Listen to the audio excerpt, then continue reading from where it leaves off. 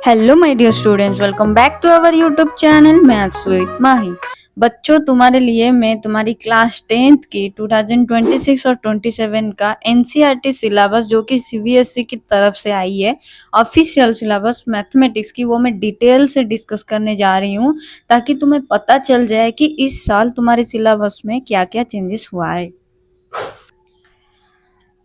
तो बच्चों, यहाँ पे देखो तुम्हारा कोर्स स्ट्रक्चर में क्लास 10th की कौन सी यूनिट और यूनिट नेम और कितने कितने मार्क्स में तुम्हें एग्जाम देने हैं, कौन सी चैप्टर से कितने नंबर्स के क्वेश्चन आएगी, वो भी तुम्हें यहाँ दी गई है। देखो, फर्स्ट चैप्टर है तुम्हारा नंबर सिस्टम, जिसमें से तुम्हें 6 मार्क का क्वेश्चन आएगा। सेकंड अलजेब्रा, जिसमें से तुम्हें 20 मार्क्स का क्वेश्चन आएगा। थर्ड कोऑर्डिनेट ज्योमेट्री, जो कि 6 मार्क का। ज्योमेट्री, जो कि 15 मार्क का। ट्रिगोनोमेट्री, जो कि 12 मार्क का। मेंसुरेशन, जो कि 10 मार्क का। स्टैटिस्टिक्स एंड प्रोबेबिलिटी 11 मार्क का। ये टोटल का वेटेज हुआ 80 मार्क। तो तुम्हें ये सब यूनिट्स को, ये 7 यूनिट्स को अच्छे तरीके से कंप्लीट करना है, और जो जिस यूनिट से ज्यादा नंबर आ रहा है उसी यूनिट को तुम्हें थोड़ा ध्यान से प्रैक्टिस करना है ताकि तुम्हें आगे जाके कुछ दिक्कत ना हो। अब देखो, अब सबसे इम्पोर्टेंट थिंग, इस साल तुम्हारे सिलेबस में क्या नया चीज आया है।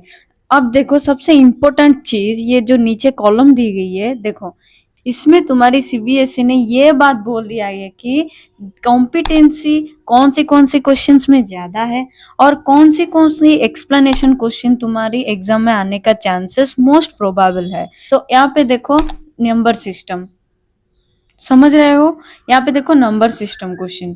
नंबर सिस्टम मतलब यूनिट 1 का तुम्हारा चैप्टर क्या है?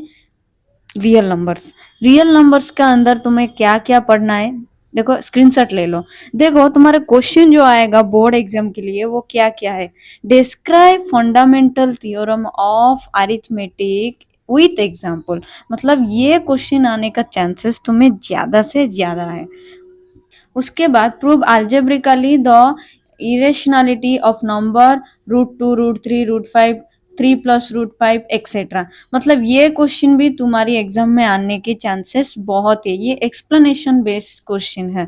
और कॉम्पिटिशन्स देखोगे तो तुम्हारी हर साल बोर्ड एग्जाम में कौन सी क्वेश्चंस आने का चांसेस बहुत ज्यादा है, इसीलिए तुम्हें बता दी गई है। यहाँ पे देखो तुम्हारी अलजेब्रा यूनिट 2 की अलजेब्रा में कौन सी चैप्टर है? पॉलिनोमियल्स की। वहां पे तुम्हें कौन सी पोर्शंस को ज्यादा पढ़ना है? वो है zeros of polynomial and relations between zeros and coefficients of quadratic polynomial. उसमें तुम्हें एग्जाम्पल्स और एक्सप्लेनेशन बेस्ड क्वेश्चंस कौन सी आनी है, चांसेस ज्यादा है, वो है जीरोस फाइंड करना। तुम्हें आगे जाके पता चलेगा, अभी तो तुम नया हो, अभी अभी तुम क्लास 9 से 10th आए हो, इसलिए तुम्हें थोड़ी दिक्कत होगी। आगे जाके तुम सब में फ्री हो जाओगे पढ़ के, ठीक है? अब देखो, वही यूनिट 2 का सेकेंड चैप्टर क्या है? यूनिट 2 का सेकेंड चैप्टर मतलब तुम्हारा book wise third chapter, pair of linear equation in 2 variable. समझ रहे हो? Find the solution of pair of linear equation, two variables graphically and algebraically with substitution and elimination method। ये question तो भाई तुम्हारा हर साल रिपीट हो रही है, तो इसीलिए तुम्हें ये सब जो एक्सप्लेनेशन बेस्ड क्वेश्चंस है ना, इसको ज्यादा ध्यान से प्रैक्टिस करना है। और यहाँ पे देखो तुम्हारा यूनिट 3 का थर्ड चैप्टर क्या है? Quadratic equation. तो वहां पे भी तुम्हें दी गई है कौन सी एक्सप्लेनेशन बेस्ड क्वेश्चन आएंगे, ठीक है? उसके बाद देखो अरिथमेटिक प्रोग्रेशन, जो कि एपी का क्वेश्चन है, जहां पे तुम्हें कौन से क्वेश्चन आने के बहुत चांसेस है। वो है concept of AP to find the nth and sum of n terms, मतलब एपी का फाइंड करना है, एन टर्म्स का, और तुम्हें एसएन भी फाइंड करना है, ठीक है? और रियल लाइफ प्रॉब्लम को भी तुम्हें एक्सप्लेन करना है वहां पे। और उसके बाद आया तुम्हारा कोऑर्डिनेट ज्योमेट्री, वो जो कि तुम्हारा 9th में ऑलरेडी था। तो अब देखो कोऑर्डिनेट ज्योमेट्री तुम्हारा यूनिट 3 का है, जिसमें तुम्हें क्या क्या क्वेश्चंस को ज्यादा बेस करना है, जिसमें तुम्हें ज्यादा क्वेश्चंस आने वाला चांसेस है, जो कि solve the problems using distance formula and section formula, ठीक है? उसके बाद तुम्हारा ज्योमेट्री ट्राइंगल्स। ट्राइंगल्स तुम्हें पता है, तुम जब छोटे थे तब से पढ़ के आ रहे हो, तो यहाँ पे भी तुम देखो प्रूव करना है, ठीक है? ये जो ट्रायंगल चैप्टर, ये जो ज्योमेट्री में तुम्हारा दो चैप्टर्स है, एक तो ट्रायंगल और एक तो सर्कल। ये दोनों चैप्टर में तुम्हारा दो दो थियोरम्स है। ये दो थियोरम्स और ये दो थियोरम्स को तुम्हें, मतलब मैं डायरेक्ट बोल रही हूँ, यहाँ पे देखो तुम्हारा जो दो थियोरम्स है ना यहाँ पे दी गई है, और यहाँ पे भी देखो वो जो दो थियोरम्स है यहाँ पे दी गई है।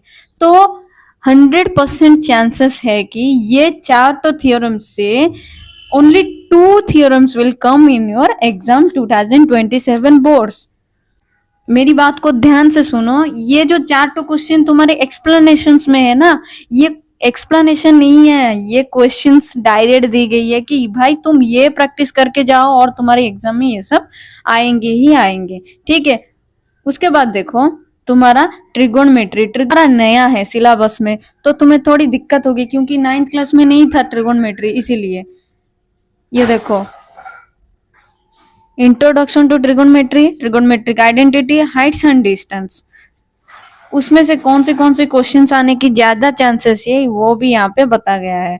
अगर तुम्हें पूरा सिलेबस की लिंक चाहिए तो मुझे कमेंट कर देना, मैं तुम्हें सेंड कर दूंगी। उसके बाद आया मेंसुरेशन, ये भी तुम्हारा 9th में था, लेकिन 9th में तुम्हारा कुछ पोर्शंस नहीं था जो कि तुम्हें 10th में पढ़ना है, और वहां पे कौन से क्वेश्चंस आने की चांसेस बहुत है। देखो, area related circle, volume, surface area and volume, ये सब के क्वेश्चंस आने की बहुत चांसेस है। अब देखो unit 4 statistics and probability, statistics में कौन सी क्वेश्चंस आने की बहुत चांसेस है। Frequency distribution using direct as a mean method और डेविएशन मेथड, इसमें से एक क्वेश्चन तो जरूर आएगा। उसके बाद compute the median mode of grouped frequency distribution by algebraic methods, समझ रहे हो।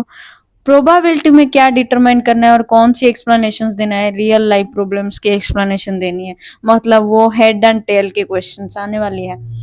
तो ये रहा तुम्हारा एग्जाम का सिलेबस।